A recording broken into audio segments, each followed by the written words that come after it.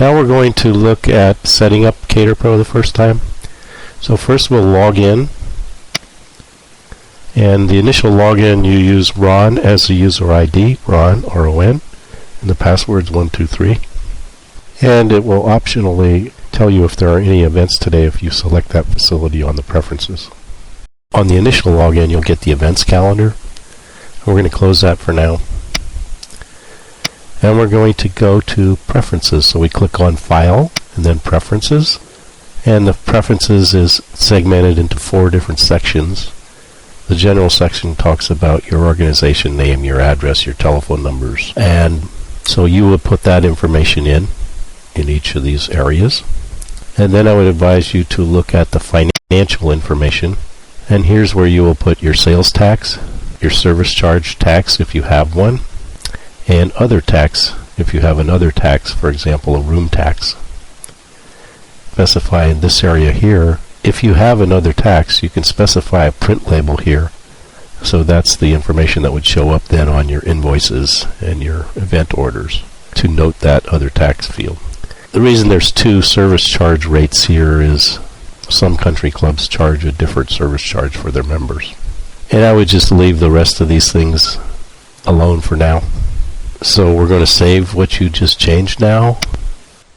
In the latest version, we've added a new option on the Preferences menu. And now we have a 5th tab where you can click and customize the menu displays in Caterpro to remove items. For example, if you don't assign ingredients to your menu items, you can check that box, check this to eliminate the cost roll-up if you don't assign ingredients. If you don't have golf tournaments, you can remove that from your calendar menu, from your events menu as well. There are many different options that you can get when you print from the events menu. If you don't use, for example, the concise BEOs, you can check that and remove those. If you don't use kitchen instructions, check that and remove that from your menu item. Also remove that from your kitchen instructions. If you don't use the take items function, which is a packing list, then you check this box and you won't see take items on your events menu. Then you would save that and exit, and that's the way you would customize the menus on the display for Caterpro.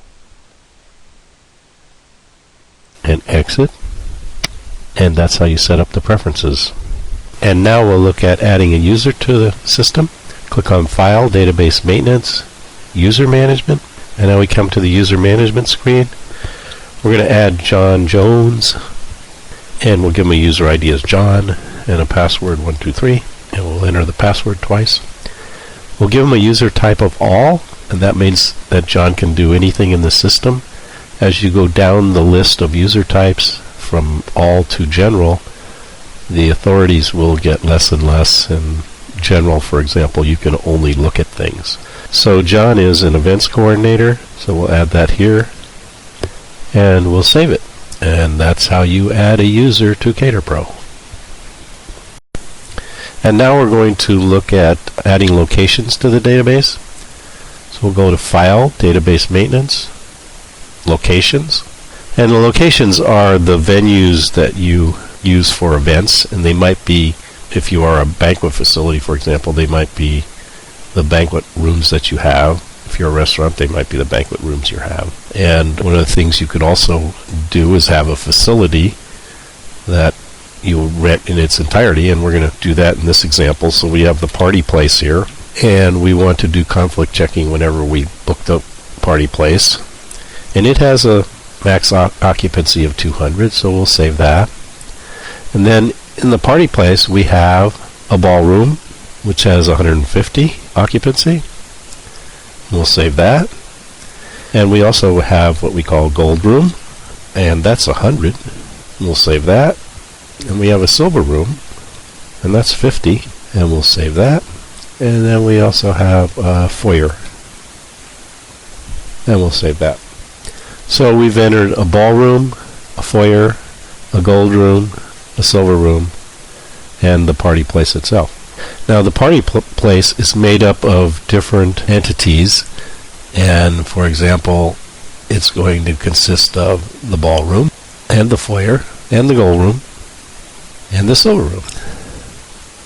And so if we book the party place, which is our entire facility, for 10 to 12, let's say, and we have the gold room booked for 10 to 12, then we're going to get a message in Caterpro, and it's going to stop us from doing that because it's going to tell us that the gold room is already booked. And you can't book the whole facility if the gold room is booked. Now, to make that complete, we also have to do a few other things. Like, for example, we have to set the fact that the silver room has a relationship with the party place, and that it's part of it. So we save that, and we also have to say that the ballroom has a relationship to the party place. We save that. And that the gold room has a relationship to the party place, and we save that. Now, one thing I forgot to mention, that the ballroom really consists of the gold room and the silver room. So when we set a relationship with the ballroom, we're also going to say it's the gold room and the silver room. And so now we see down here that the ballroom is really composed of the gold room, the silver room, and the party place. And that's basics on the locations function. You could see more in the locations section of the demo. And again, you'll note that you cannot book the gold room or the silver room at the same time the ballroom is being booked, of course, for a different event. Nor can you book the party place at the same time the ballroom is booked. And now we're going to take a brief look at menu maintenance function. And this you can see more detail in the menu maintenance section of the demo. The concept with menu maintenance, or with the menu in Caterpro, is that there's a category for items, and then there's menu items within categories. And categories can be, for example, dinner entrees, desserts, dinner salads. That could be beverages, it could be wine, it could be beer. It could be labor, for example, a carving chef. So you might have a category called labor or labor charges. But you also would mainly use this for your food items. So we have already a category called lunch entrees, and we have poached salmon and then roast beef within that category. Now if we want to add another category, for example, let's do labor, and we'll put in here a carving chef, and the quantity is per probably hour, and we'll charge $30 an hour for that. And that'll be a type of service, and so we'll code that as a type service, and then we'll add that to the system. And now under labor we have a carving chef. Let's take it another example. Dinner entrees. Let's say we want to have baked ham, and that's going to be usually priced per person. So we'll go to the person, and that'll be an $18 charge. That's an entree, so we check entree here, and we click add item. Let's say that we have different buffets. Okay, so we'll have dinner buffet, and we're going to make this Asian buffet. And again, this is priced per person, and it's going to be $22. And we're going to put a description in here. Includes pork fried rice, chow mein, yada yada yada. And we'll say that this has optional items. So we're going to add that, and now we're going to select it because we're going to add the optional items to it. So one of the optional items is going to be sweet and sour pork. That's quantity per person, and it's going to be priced at $0 because it's included in the buffet. Now let's say we're going to have Peking duck also in this buffet, price per person, but this is going to be an add-on charge. So if they want Peking duck, it's going to be $4 per person extra. And so we add that, and now we have two optional items. So you would continue to add the optional items, either add-on charge, no add-on charge, whatever.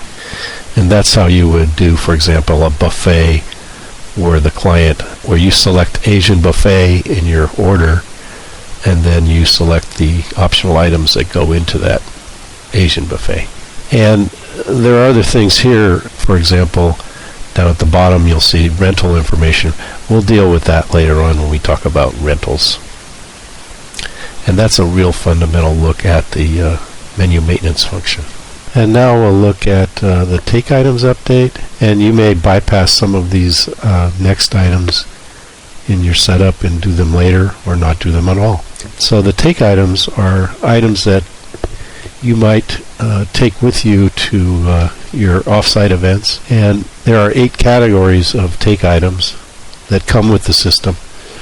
You can leave these, you can delete them all and start all over again, change them, add to the list that's here, and so forth. The idea here, for example, though, is that you might have a menu item called a carved roast beef, and you would like to have a carving fork and a carving knife be sent out automatically by the system.